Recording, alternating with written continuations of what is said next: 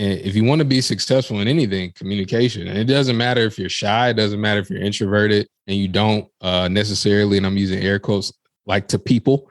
You still have to be a good communicator. And so that's just the bedrock of everything. And I think a lot of people overlook that sometimes.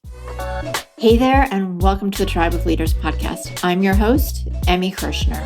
I'm a serial entrepreneur, investor, and business coach for ambitious women who are boldly taking their business to the next level. And I believe that building a successful business isn't about working 24/7 just to merely meet a revenue goal. What it does take is a unique blend of dedication to purpose, courageous action, and frequently sheer will to overcome the odds that lead to meaningful impact and experiencing a life well lived. In each episode, you'll get to know the women and men who are unafraid to put it all on the line as they share the stories of success and failure that have made them incredible leaders and the magic they gift the world with. As you're listening, and I hope finding value, don't forget to share the Tribe of Leaders podcast with all of your other entrepreneurial friends and to follow us wherever you're listening to this podcast. Hey, Tribe. Have you ever met somebody who, after you finish talking to them, you're just like so blown away by their inner strength, calm, and wisdom? Today's guest was one of those people for me. Odell Bizzell is a professional speaker. He's given over 300 talks. He's inspirational, motivational, and funny and kind and generous, all wrapped up into one. And we talked about how to be a better communicator, and how we can solve so many problems by learning to communicate more effectively. So think about, if you're using text or email to solve problems instead of picking up the phone or having conversations. He explains why talking to people and how to do it effectively so that you're not in a situation of confrontation can really be the game changer, not only in your business, but for the world, right? If we all just sat down and listened, what could happen? The possibilities are endless. So I'm really excited and happy to bring this episode to you. And I hope you enjoy it as much as I did in talking to Odell. Hey, Odell, welcome to the Tribe of Leaders. I am super excited. I've actually been looking forward for weeks to have you on the show. And we were just talking before that you're just coming back from vacation. So I'm honored that I get to be one of the first things you do, kind of rolling back into the work part of your life. So welcome. Well, hey, I'm excited to be here. So glad that we got to connect and excited to be sharing with your audience. Yeah, me too. Share with everybody a little bit about who you are and the magic that you make, because I've been following you on Instagram and LinkedIn, and I love your reels and videos. You are incredibly inspiring, and you have the most amazing radio voice. Cool.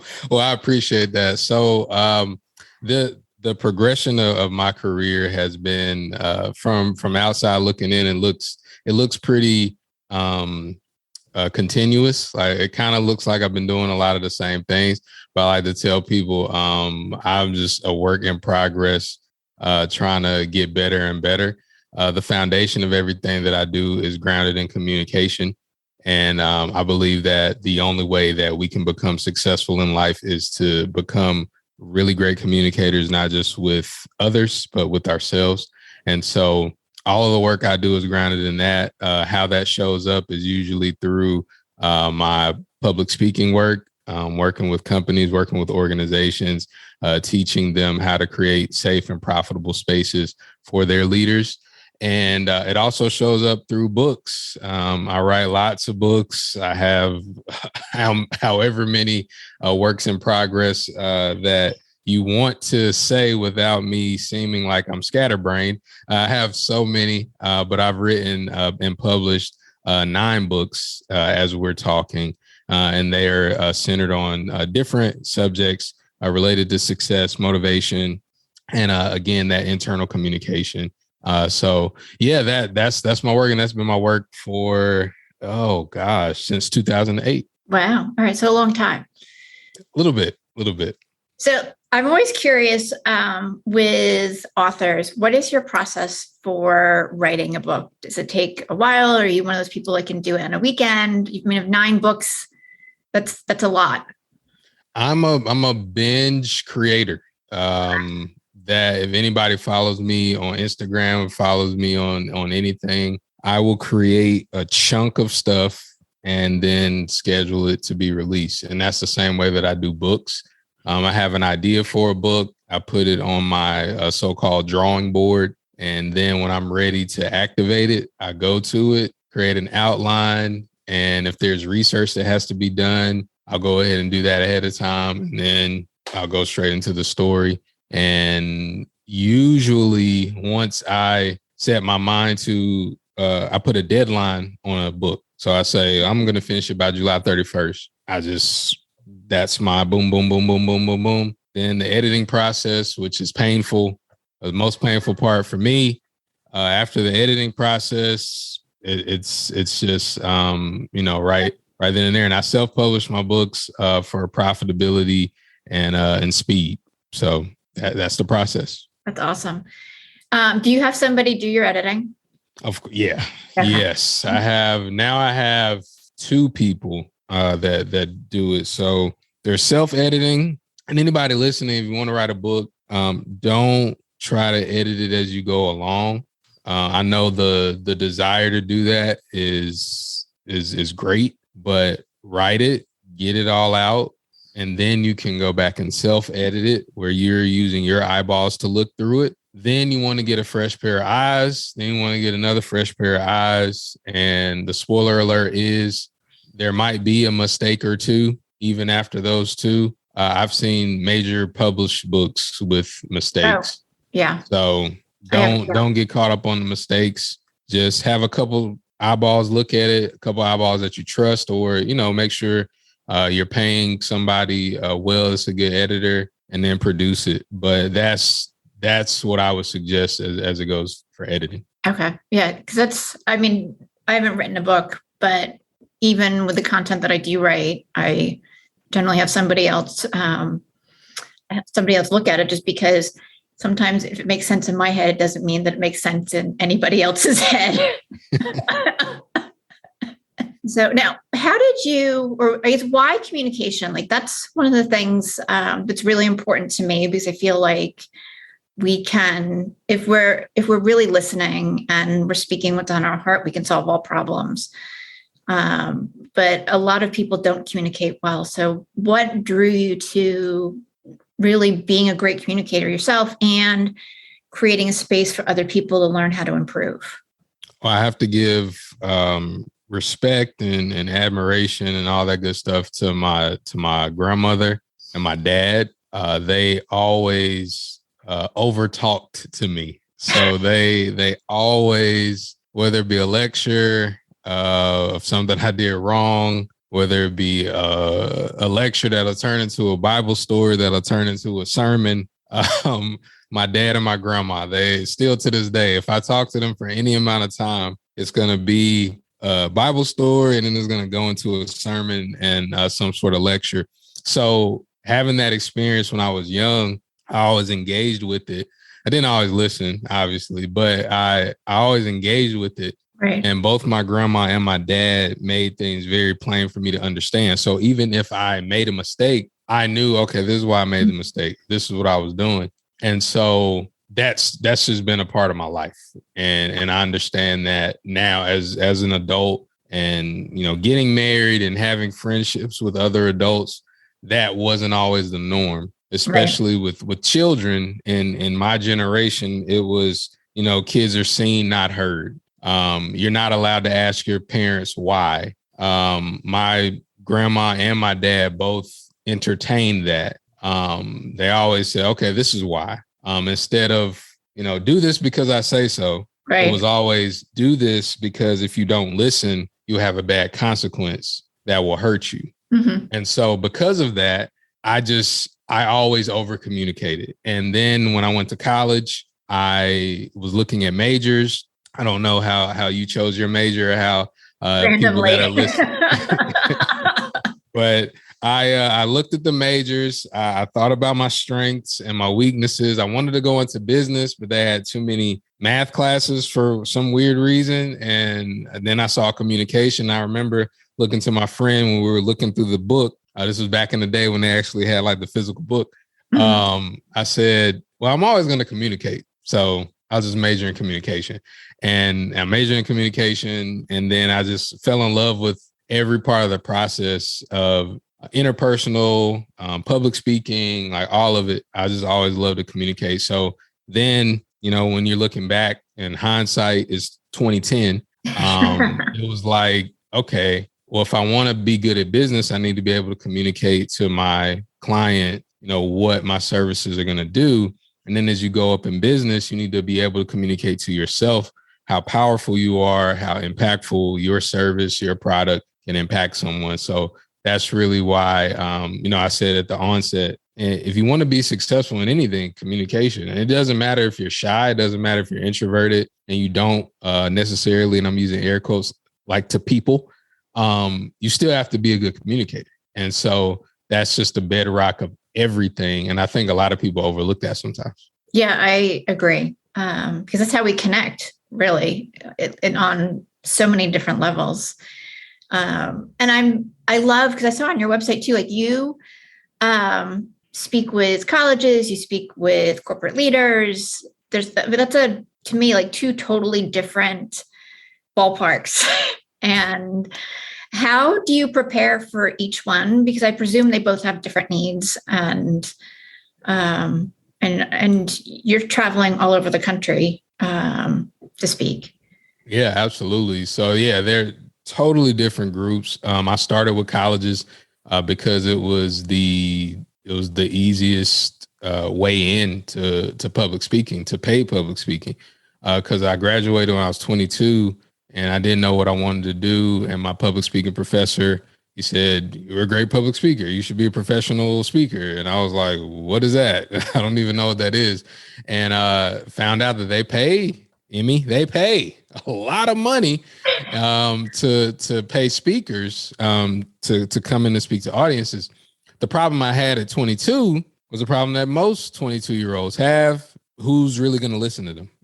Yeah. There's really no credibility there as far as I'm going to pay you to come in and speak to my company, but colleges pay.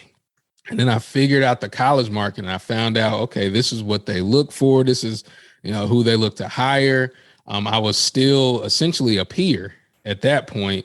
So I wasn't getting paid a lot, but I was getting paid to come in and, energize them, motivate them. I'd already written a book by that time. So it was like, ooh, you wrote a book and you're in your 20s. How'd you do that? So I started with colleges and learned the audience, learned the messaging. And then once I started getting involved in corporate a few years ago, the major difference is the outcome of what each person wants. If a college group brings you in, they're less concerned about the productivity, the profit margin of what the students do. It's, can you keep their attention? Can you give them some good overall ideas and themes? Can you give them some practical things to do to be successful? Right. Boom. Got that. When you transition into the corporate space, it's more, what can you do to create this outcome? We're operating at a profit margin that's here. How can you help us get here? Right. There's an issue with diversity, equity, and inclusion. How can you help our leaders become more inclusive? And so that's where I started integrating more into the communication work, because I honestly believe that in America and in different places of the world, we don't really have a diversity problem more than we have a communication problem. We have a miscommunication. If I sat down and spoke with you, Emmy, long enough, you would find something about me that you didn't like. Long enough. If we talk long enough, you would find something. Right. But the opposite is also true. Absolutely. You would find some things that you would love about me. That's everybody. The issue is we don't communicate with each other long enough and deeply enough to figure out those things and to discern what's valuable and what's not. There's some things that I do that like, I don't understand why he would do that, or why would you do that? But a lot of times things are labeled as, oh, this is a diversity issue, or because I'm Black, or because you're white, or because you're a woman and whatever it is. When we sit down and we talk long enough and deeply enough and thoughtful enough, then we can solve most of our problems. And so when I come to companies, that's the dialogue that I bring with my research and with my different presentations. It's not just, oh, well, you need to learn how to use the language, the diverse language. No, what's the issue? Let's talk about it. Okay, there's the issue. And as of this recording, in America, Roe versus Wade was overturned. So for women and many people that have been connected to all of that, that's a really big deal. Yeah. But if you don't think that's a big deal, it's probably because you don't really understand it, or there is the small possibility that you don't care. Cool. Either way, when we're communicating whatever sentiment that is, we have to be very sensitive and mindful of how other people feel. It's just the way we communicate that. You can think whatever you think, but how you communicate what you think is really the issue. Right, right. Why do you think that we don't communicate as well as we could? Because we're not taught to. Okay. It's all about programming and using the different information and data that we're brought into. We grow up as human beings siloed in our families, in our churches, in our schools. This is how we do things. And because that's how we do things, we believe that that's the best way to do things. And that's everybody. That's not an issue with a particular group. We just believe that that's the best way to do things. And if it's worked for you, that makes it even more cemented in your mind. So if it's worked for you, you're successful, or you've been promoted, or you have a good family life, or whatever, you believe that. And it's very difficult for most people to acquiesce to, oh, well, maybe it's good for them too.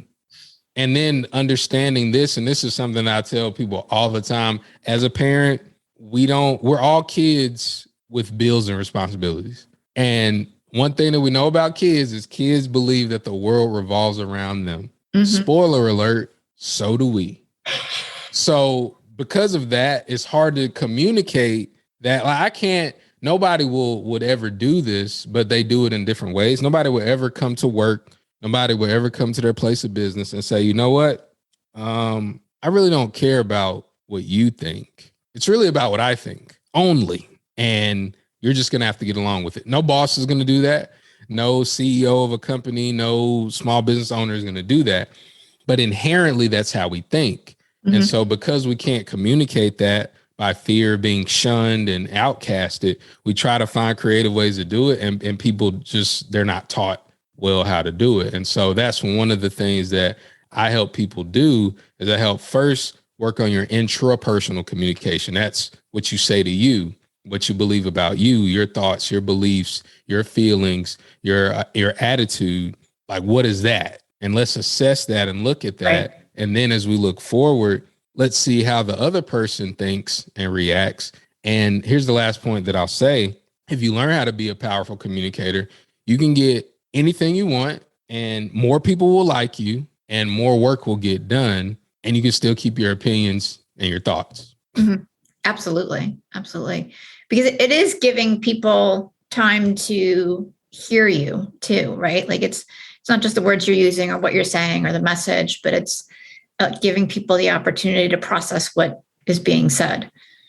Yeah. And it's hard. Like it's, I don't want to kind of give people the illusion that it's easy. It's difficult. Words are hard.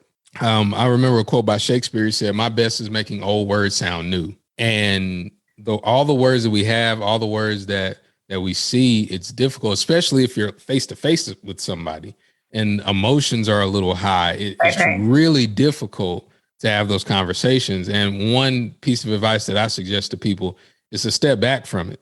And not when anything happens, Emmy, if an unarmed Black man is killed, if a Supreme Court overrules something, if a celebrity has a verbal faux pas, whatever it is, I always ask my audiences, I say, do y'all want to know what I said about this? Y'all want to know? Are y'all ready? And they're like, yeah. Nothing. I give everything 3 business days before I ever comment about anything, because usually what'll happen is something else will happen. Usually. Sometimes things linger, but then after I waited those 3 business days, I've gotten busy doing work that actually pays my bills and fulfills my spirit. And so I don't focus on it. That doesn't mean that I don't have an opinion. That doesn't mean that I don't care, but I know in context, I cannot share my deep feelings about deep issues on social media, because you misinterpret it without unless you 100% agree with me, you misinterpret it. That's a communication thing. So that's one reason why I don't comment on it. I don't say things about it, because in context, we won't be on the same page. Now, if we have a private conversation, I'll tell you everything that you need to know, but in context. And I think if more people would practice that, just stepping away, let the pundits have their time, let the trolls do what they do, just watch, observe, laugh, get angry, whatever you want to do, but do it privately, because that helps with your communication. Then when you get in person with somebody and they're like, oh, so what do you think about this? You have more cause to be like, I think it's unfortunate. And you're able to think more before you communicate. And I think that's one of the biggest benefits of using that social media strategy I just talked about. Yeah, that makes so much sense, particularly because everything's so snippetized, right? And sometimes those snippets are all put together to create some other new message that was never actually the intent of what the whole conversation was. Absolutely. And there's an agenda. I don't want to sound like a conspiracy theorist or anything like that, because that's not the direction I want to go. Right. But we have to understand that almost everything that we see is orchestrated. And I'll give you a quick example. So we were talking earlier, it's like my wife and I, we went to the BET Awards. And if you don't know what BET is, Black Entertainment Television, it's, a big network on cable. And so we went to the BET Awards. We're in the audience, sitting amongst the celebrities and everything. The way they orchestrate the show is really cool to see. They're like, all right, everybody, because everybody wants to get up, take pictures with the celebrities. If they're like sitting close enough, they want to, oh my gosh, I loved you. That's what everybody wants to do. So you have to try to catch somebody like without like, oh, somebody's walking, let me go. And then like, oh, we got a minute, like a big voice all over this. Well, we got a minute. And everybody has to sit down. We're going to be starting camera 2 over here. So you got to sit down in this section. We got to make sure we're seated. And then we got 10 seconds to come. 5, 4, everybody start clapping. It's like, that's what so when you're watching live on television and you don't hear all of that, you come back, everybody's. It's orchestrated. And this is an award show. Right. I'm going to tell you something else because I like you. And I want your audience to really understand what I'm saying as it relates to communication.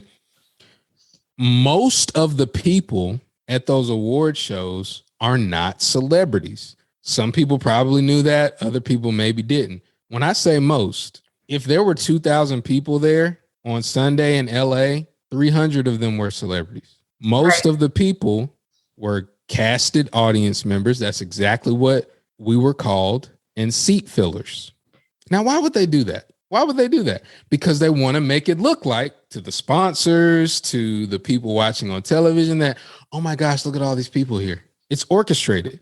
And again, this is an award show. So do you think that the news that we see, the agendas that are pushed forward, you don't think that there's a voice saying, hey, this is what we're going to do here. This is what there is. And so being mindful of that, we have to understand not to play into it to make our lives tougher. So if we're going to play into it, let's make our lives better. And the best way to do that is to learn how to communicate and learn that things are orchestrated. Don't play into it. There's a reason why this news story goes to the top and this other one goes to the bottom. There's a reason why these things happen. So we have to, our internal communication has to raise a level to to overcome the strategies of those that control the external communication through the mass media. Yeah, absolutely. And so well said. So you are living your work. Thank you. Yeah. And I find it really interesting too, because we're so polarized, and I really feel like if we took a little more time to educate ourselves on what everybody's belief systems or thought processes were, it would help open communication and less angry dialogues. Absolutely. And so polarization is profitable. Right. That's one thing that everybody has to understand. That's why we have a two-party system. Because it's easier for it's easier for whoever benefits. Okay, pick one side, because if there are only two sides for you to pick, if you don't pick the one side, then you're going to go to the other side. You're going to lean one way or the other. Whichever way you lean, then I know where to throw my advertising dollars. Yeah. So if you watch this news, you probably like this. If you click on this, you're probably going to like this. So it's easier to track that. Also, as far as polarization goes, this is going to sound cliche, but cliches work. We're so much more alike than we are different. And the power in people is in unity, but also there's not a lot of money in it. Right?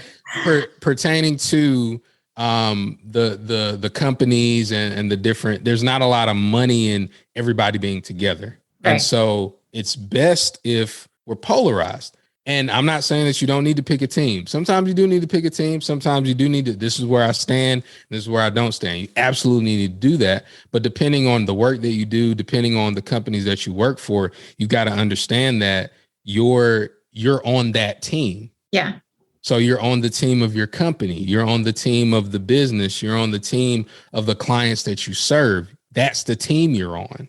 Right. And so if we declare that and we're able to communicate to those people better, then we can create our foe, or we're going against this. And if you are in a cause that wants to unify people, the enemy has to be dissension. So that's where you pick the enemy. Oh, well, they're trying to do this. Let's make sure that we're against that.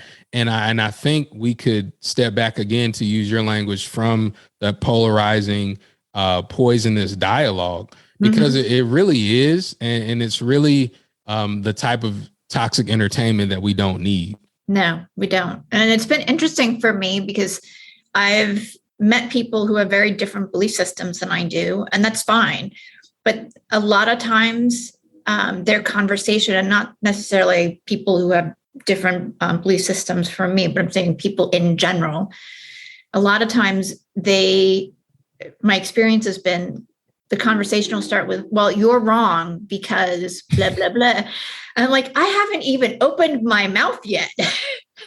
It's like people don't want to hear what the other person has to say, because then it may break down what their belief system is. And one, I find that frustrating, but two, when you start to be more open and hear the other side and look at things differently, it's easier to understand where that person's coming from. Absolutely. And I would love to offer a trick for if you're engaged in active dialogue with somebody and they have that posture of, oh, you're wrong or whatnot. You want a trick? Yeah, absolutely. And my listeners want a trick. This is a trick. And I got this from my dad. As I said earlier, whenever you're talking to somebody and they adamantly disagree with your stance, the best way to disarm them is to agree with them. And here's what I mean. Right. Oh, Emmy, you're wrong. If you then go say, I could be, you know what? You're right. I definitely could be wrong. Why do you think I'm wrong? And then just listen to what they have to say. And at that point, first of all, they're like, most people, they'll be thrown off by that. Yeah. So then whatever stance that they had that they were cemented in, they'll be like, okay, well, yeah, you're wrong. You could do it for those listening, in your intimate relationships. If you're a spouse, if you're a significant other, and so I can't believe you do that. It's like, you're right. Tell me about what I should have done better, and do it in a tone that's not petty. That's not sarcastic. Just tell me what I could have done better. Mm-hmm. And listen, what you'll find is that the other person will tell you the root of, if they're upset with you, they'll tell you why. If somebody is arguing a point, they'll display all of the ways that you can poke holes in it if you choose to. Then the follow-up after they say all of the stuff that they say is, got it. Okay. Can we agree? And it's very important to use, can we agree that what you believe is true, but something else could also be true? Don't say what you believe, but say something else could also be true. Can we agree? I love most people will be like, yeah, I mean, yeah, it doesn't have to be, or you could use this. If it depends on the relationship you have with the person, depends on how deep you want to go with them. Like, have you ever thought something that you thought was true and it turned out that it wasn't? Everybody, again, if they're intelligent, if they're willing to engage, it's like, yeah, okay. And then you go on with whatever you want to. But I find that most energy is given at playing the game of, people call it devil's advocate, people call it whatever. Like, be your own devil's advocate. It's like, oh, we don't like I use it all the time, because whenever I speak and I say things like, I don't really think we have a diversity problem, I think we have a communication problem. Odell, as a Black man in America, are you serious right now? Are you serious? Okay, yeah, let's talk about it. Like, what do you think? And then it's like, tell me why you believe that that's wrong. And usually they'll give me all of the data and arm me with, right, so if we communicated better, things would be better, right? Oh, that's what I meant. Like, that's all I meant. I didn't say that there wasn't a diversity problem. I said that the biggest problem we have is communication. So that's just a couple of things that, for those listening, if you choose to engage, my stance is don't. Unless you like the person, unless it's somebody that you work with, that you do life with, don't engage. It's not worth it. But if you do engage, just disarm them by agreeing with them. Right. That is absolutely brilliant. And I agree too. Like, sometimes it's not even worth disarming them. Like, it's just easier to not have the conversation. So yeah, but sometimes, people need education. That's why when people ask me, friends will ask me to, why don't you share stuff on social media? Blah, blah, blah. Like, I'll save it for my book. I'll save it for my podcast. I'll save it for, when we have dinner or something. Like, I'll save it for lunch. Like, I don't do all that, because and for a long time, a good friend of mine, it was the opposite. When I was first starting my career, I was in my 20s, and he's one of my best friends. He had these really deep insights on things. And I said, dude, why don't you share this stuff? And he said, because nobody cares. Because I'm not going to share. And I'm like, nah, you gotta share, because you can educate some people. You can do all this. And he was like, nah, when you get older, you'll learn. He said, you'll learn that it's not worth it. And as I started getting older and I have conversations with him, he was like, see, he said, I had to let you figure it out for yourself. And a lot of times we have to learn that. It's just when you're in a corporate setting, or you're in a setting where you do business with people or different things like that, it's a longer game. So it's a little more difficult, but that's why the inner work is more important than, learning all the newest fads, or learning all the newest trends in media and news. Yeah. You said earlier that doing the inner work, the way you're talking to yourself and communicating with yourself, is kind of the first step in improving your communication skills. What is something, or a couple of somethings, that people can start either checking in with themselves or figuring out how that they can talk more pleasantly, more, kinder? Because I think a lot of times we've got a lot of negative dialogue going on in our heads. Yeah, I would ask yourself really, really good questions. That would be the first thing that I say. And for sake of time, I won't share like all of these, but whenever I speak, I always give what I call the 5 greatest questions in the world. And it's kind of a remix of a presentation I heard a long time ago. But you ask yourself like 5 questions, and I'll go over them really quick. I'm not going to go too deep because of time. But the first question is, who am I? Mm-hmm. The second question is, where am I from? The third question is, why am I here? The fourth question is, what am I capable of doing with my time here? And the fifth question is, how will I be remembered to those I was assigned to. And so those 5 questions, if you answer those questions, that's where the inner work starts. Because if you identify who you are, then you identify the type of activity that you need to be taking to become the best version of that. If you identify where you're from, and I don't mean location, I mean genealogy, who raised you, your ancestral background, all of that stuff, then you're able to identify your deep-seated beliefs. And then you're able to discern if that's good or not. Then the third question, why am I here, is all about your purpose and why you're here and how you're going to uplift your fellow man and woman. And then the fourth question speaks to your potential. What am I capable of doing with my time here? And Emmy, I believe both of us probably believe that human potential is limitless. There's no limit on it except time. We don't know how much time we have. And so we understand how little time we have, then we'll spend less time in things that don't matter, which leads to the fifth question. How will I be remembered by those I was assigned to? There are particular people that you were put in this world to impact. And there's only a few. There's not gazillion, million, whatever. I mean, you can lightly impact those people maybe, but odds are there's a group of people that you were brought here to make an impact on. Find those people. And if you start asking yourself those types of questions, all the other stuff becomes trivial at best. Those are really powerful questions.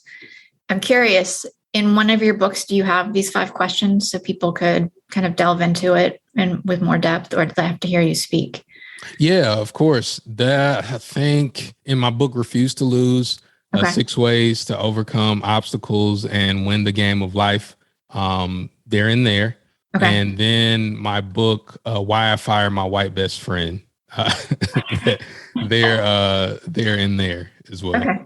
Awesome. And where can people get your books too?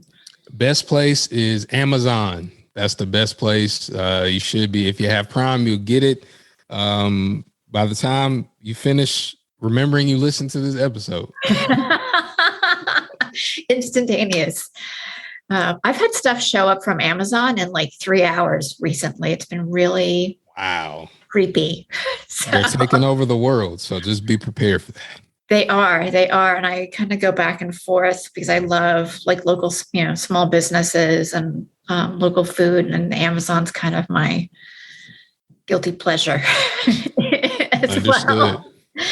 So, well, this has been amazing. And I love the conversation we've been having. Share with everybody where they can connect with you. We're going to have all your links in the show notes. I highly recommend everybody connects with you on Instagram and LinkedIn at least. But for sure. Well, I have a pretty unique name, Odell Bizzell. There's 2 L's on Odell and 2 Z's and 2 L's on Bizzell. So Odell Bizzell. And you put that into Instagram, it'll pop up. You put that into LinkedIn, it'll pop up. Or you put it into Amazon, it'll pop up. So as far as I know, I'm the only Odell Bizzell living and breathing. At least in the United States, at least on social media. So you can find me there. I'm most active on Instagram and LinkedIn. And yeah, so find me there. Or if you're interested in getting some public speaking coaching, or you want to get paid to speak, because I help people turn their public speaking into a profitable venture, you can go to publicspeakingprofits.com, and there's a free course there to kind of start you off. Awesome. I'm going to share that with a couple of my clients then, because it's kind of next on their bucket list as they're scaling their businesses is to start being paid and connecting through speaking, because it's so powerful. So wonderful. Love it. Well, Emmy, I appreciate your time. Anything that I can do, I'm going to say it as we're recording. Anything I can do to help add to your audience, let me know. Absolutely. Thank you. I have loved having you on. It's been an absolute pleasure. Thank you so much for being a listener to the Tribe of Leaders podcast. I am so grateful for each and every episode that you tune in and listen to.